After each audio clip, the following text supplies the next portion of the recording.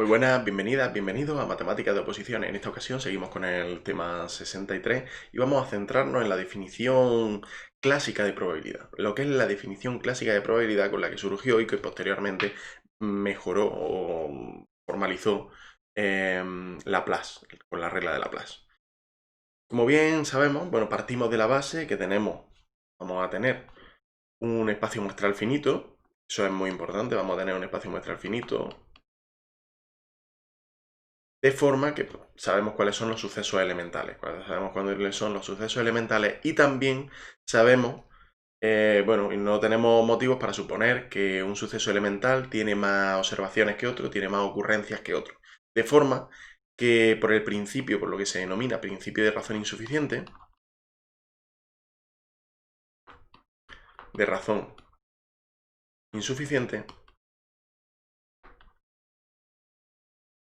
se cumple que todo y cada uno se le atribuye la misma probabilidad. Por lo tanto, la probabilidad de cada suceso elemental es la misma. ¿Qué quiere decir? Que todos los sucesos elementales son equiprobables.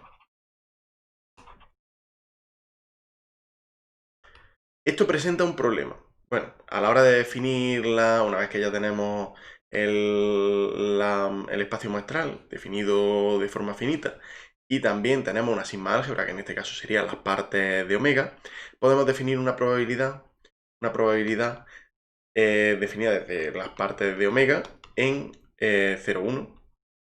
R, normalmente va a ser 0,1, pero lo vamos a definir en R de primera porque, como recordamos, en el momento en el que se formaliza la definición de probabilidad, la definición axiomática, es con Kolmogorov y ahí ya sí vamos a entrar en definirlo de 0 a 1, porque la probabilidad, como todos sabemos, es de 0 a 1, pero desde la definición clásica no lo vamos a considerar como tal, lo vamos a considerar porque es un número real, simplemente, que obviamente va a ser entre 0 y 1, como todos sabemos. Tal que, pues para un suceso, tal que para un suceso A perteneciente a parte de omega, así lo escribo yo bien, también,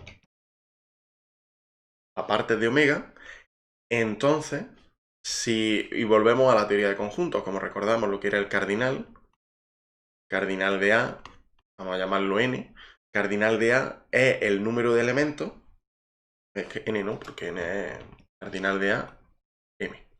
El número de elementos que forman el conjunto A, en este caso el conjunto A, que es el suceso A, que está formado por una serie de sucesos elementales, por un número de sucesos elementales que es precisamente n. En este caso, la probabilidad de A es igual a m partido por n. ¿Qué quiere decir? Que es el número de casos que tenemos en nuestro suceso partido por el número de casos en total que existen en ese espacio muestral. ¿Cómo decirlo de otra forma? La frase que todos conocemos de casos favorables entre casos posibles. Los casos favorables son los que tenemos en nuestro suceso, los que pertenecen a nuestro suceso, y los casos posibles son todos los que podemos encontrarnos. Con lo cual, aquí tenemos la idea de favorable entre posibles. Una de las principales dificultades, de los principales inconvenientes de esta definición clásica de la probabilidad es precisamente que estamos estamos diciendo que todos los sucesos elementales son equiprobables. Y esto es un contradictorio con la idea de calcular la probabilidad de cada suceso elemental, ya que si conociéramos de antemano cuál es la probabilidad de cada suceso, no entrañaría dificultad alguna alcanzar, pues, bueno, el suceso de unos concretos, un suceso a partir de los sucesos elementales que lo forman, podríamos construirlo. Esa es una de las principales dificultades. Estamos suponiendo demasiado en relación a lo que conocemos realmente. Y las propiedades que se derivan de esta definición son las que se van a derivar de todas las definiciones de probabilidad, pero con mayor o menor rigurosidad. La primera propiedad que se deriva es que la probabilidad es mayor o igual que cero en todos los casos, para todo elemento de las partes de omega, es decir, del espacio muestral, para todo suceso que podemos encontrarnos en el espacio muestral. ¿Es positiva? Obviamente es positiva. La probabilidad es positiva siempre. Positiva o cero, puede ser cero. La probabilidad del total, es decir, la probabilidad en este caso, claro, en este caso estamos hablando de parte de omega, se hace una P más curvada, en este caso estamos hablando de la probabilidad del total. La probabilidad del total es la probabilidad de que ocurra algo de todo lo que tenemos. Pues eso es 1, obviamente, si tenemos un experimento aleatorio. En el experimento, recordamos, del dado de 6 caras, la probabilidad de que obtengamos o un 1, o un 2, o un 3, o un 4, o un 5, o un 6. Pues obviamente es 1. No vamos a encontrarnos con el dado de Canto, o con un 2,5, o con un 7. No. Nos tenemos que encontrar con las posibilidades que tenemos en el espacio muestral. Por lo tanto, la probabilidad del total es 1. Y en tercer lugar, dado sucesos A1 a AK pertenecientes al espacio muestral, que son disjuntos, que ¿esto qué quiere decir? Que A sub I intersección A sub J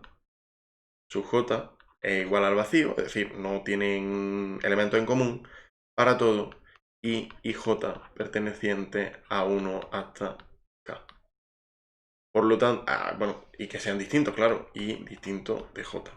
Si son el mismo, difícil es que sean el vacío la intersección sin que ellos mismos sean el vacío. En ese sentido, si esto se cumple, entonces la probabilidad de la unión de I igual a 1 hasta acá de A sub I es igual a la suma desde I igual a 1 hasta acá de las probabilidades de cada uno de los sucesos que tenemos. Esta es otra característica fundamental que veremos más adelante y que sobre todo en el desarrollo, en la definición axiomática de Kolmogorov, se ve específicamente, además se ve como axioma. Y a partir de este axioma veremos cuáles son las características fundamentales. Se ve como axioma en el infinito, pero lo extendemos bueno, a elementos finitos. Con esto finalizamos la definición clásica de probabilidad y el próximo vídeo tenemos la definición frecuentista de probabilidad. Muchas gracias por todo y nos vemos. Hasta la próxima. Adiós.